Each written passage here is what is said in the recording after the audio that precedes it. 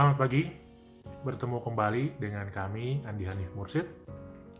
Dalam kesempatan yang berbahagia ini, kami ingin berbagi informasi terkait dengan landscape industri UMKM di Indonesia di tahun 2021. Kami akan membagi ke dalam 3 kategori. Satu, yang terkait dengan perubahan-perubahan makro. Yang kedua, yang terkait dengan konsumen. Dan yang terakhir, yang terkait dengan kompetisi. Pertama, yang terkait dengan perubahan-perubahan makro. Yang pertama adalah COVID-19 growth incidence. Jadi landscape industri UMKM Indonesia itu sangat terpengaruh oleh seberapa baik kita semua ini, baik itu pemerintah, masyarakat, dan semua pemangku kepentingan menangani, mengelola, mengatasi pandemi COVID-19 ini. Itu dilihat dari berapa jumlah orang yang tertular, seberapa banyak orang yang bisa disembuhkan, seberapa banyak daerah-daerah yang sebelumnya merah bisa dibuat hijau, dan seterusnya. Nah, itu akan sangat mempengaruhi industri UMKM kita ke depan. Yang kedua, global and national recession. Kita tahu bahwa secara global dan nasional kita sudah mengalami resesi. Kalau di Indonesia ini resesinya karena kuartal kedua dan ketiga itu sudah negatif. Kuartal keempat ini pun diperkirakan masih negatif. Sehingga menyebabkan nanti di 2021 itu akan terjadi resesi. Resesi ini dampaknya apa? Dampaknya yang paling konkret adalah bahwa daya beli menurun. Akan lebih banyak orang yang kehilangan pekerjaan, akan lebih banyak usaha-usaha yang tutup, dan akan lebih sulit bagi usaha-usaha yang sebelumnya udah tutup mau bangkit lagi. Itu dampak konkret dari resesi. Kemudian yang ketiga adalah economic uncertainty. Jadi kondisi ekonomi kita ke depan di 2021 itu penuh ketidakpastian, turun naik, terlebih-lebih bahwa pola ekonominya itu ditopang oleh pergerakan informasi semata. Pergerakan orang, pergerakan barang, pergerakan modal itu menjadi sangat terbatas. Kemudian yang keempat, closed loop economy. Jadi pandemi COVID-19 ini itu menjadi antitesis dari globalisasi. Sekarang orang sangat sulit untuk melakukan perdagangan antar negara karena berbagai restriksi yang ada, karena faktor-faktor safety, health, dan lain-lain. Jadi ekonomi akan lebih banyak mengandalkan resources domestik. Kalau dulu misalnya kita mau cari suatu barang atau satu bahan baku, kalau bisa dapat dari negara lain meskipun jauh, itu salah satu opsi. Tapi sekarang dengan berbagai kesulitan untuk melakukan perdagangan internasional, akhirnya yang akan kita pilih adalah resources yang ada di Indonesia yang sifatnya domestik, baik itu satu pulau, baik itu satu wilayah, satu region, dan seterusnya. Kemudian yang berikutnya adalah intermittent social distancing. Jadi kebijakan PSBB itu masih akan mewarnai kehidupan kita di 2021.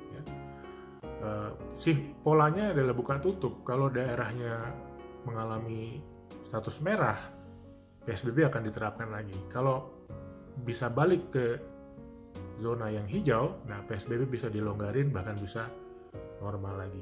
Demikian. Jadi pola buka tutup itu akan terjadi. Di Jakarta kan kita sudah mengalami sebelumnya PSBB, kemudian PSBB transisi, PSBB mikro, PSBB lagi, dan seterusnya. Dan ini akan menjadi tren di tempat-tempat lain di Indonesia.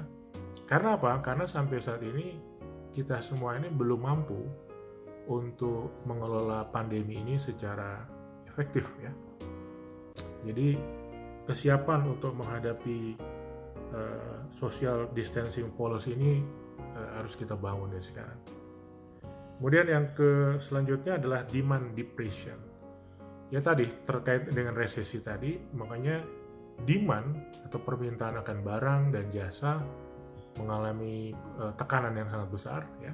Karena daya beli turun kan karena ada resesi. Permintaan akan barang dan jasa juga akan turun. Kemudian berikutnya adalah the fall and the rise industry. Ada industri-industri yang naik, tapi ada juga industri-industri yang turun ya. Industri yang naik misalnya logistik. Kenapa logistik naik? Ya karena sekarang orang lebih banyak di rumah dan barang yang datang ke orang gitu kan. Makanya orang beli makanan virtual ya. Orang beli barang kalau dulu datang ke pusat perbelanjaan, sekarang dia pesan secara online ya. Nah, makanya tuh membutuhkan dukungan logistik yang banyak sekali. Ini yang mendorong industri logistik itu berkembang dengan sangat pesat ya. Contoh industri lain misalnya industri telco. Industri telco sangat bagus sekali. Karena sekarang semua kegiatan hampir semuanya dilakukan secara virtual dan itu butuh solusi dukungan dari industri telekomunikasi. Tapi ada juga industri-industri yang turun ya, misalnya pariwisata turun, perhotelan turun, ya, dan lain-lain. Ya. Jadi pelaku UMKM perlu dengan cermat melihat tren ini. Kemudian berikutnya adalah economic stimulus. Jadi di 2021 nanti stimulus ekonomi yang diberikan di tahun 2020 sebagian besar masih akan berlanjut ya. Dan ini diharapkan bisa menopang ya daya beli masyarakat ya yang secara umum kan mengalami tekanan karena adanya resesi. Ya. Dan yang terakhir adalah accelerated digital economy.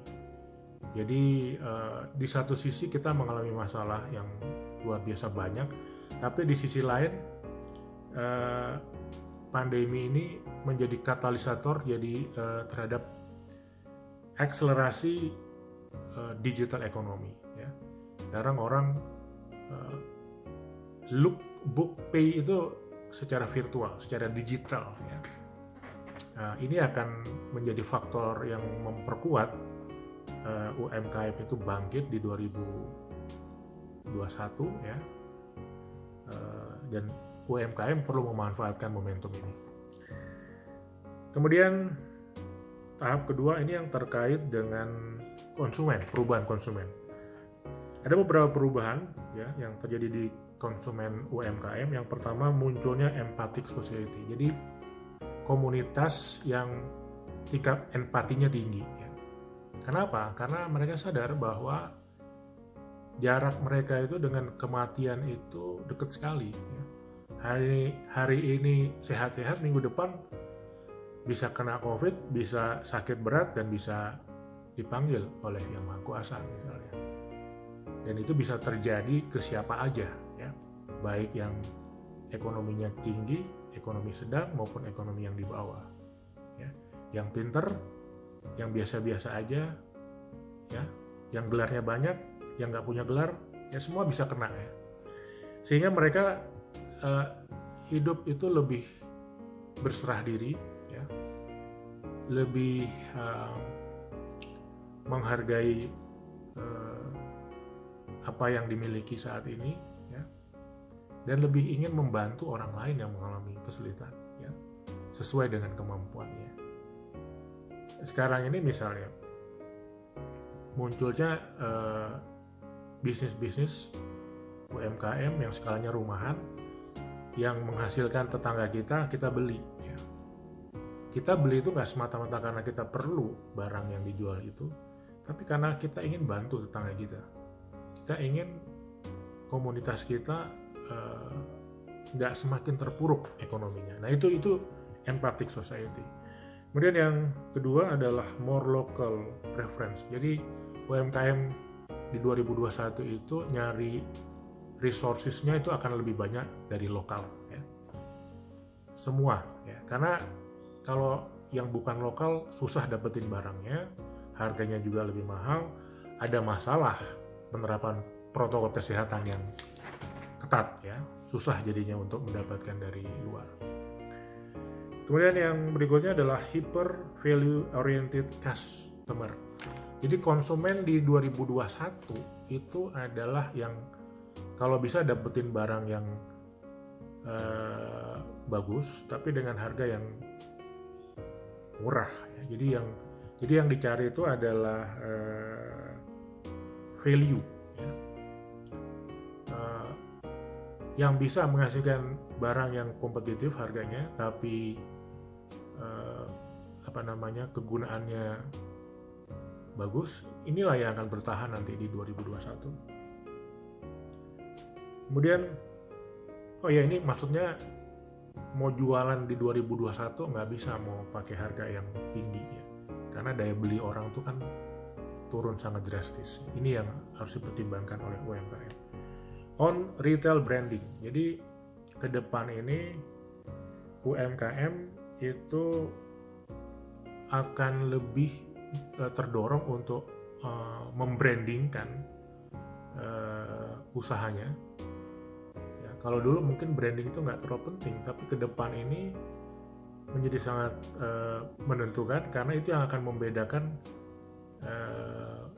di mata konsumen mana UKM yang punya diferensiasi, mana yang sama aja dengan crowd atau kategori yang mereka sedang jalani sekarang. Kemudian berikutnya apa yang terkait dengan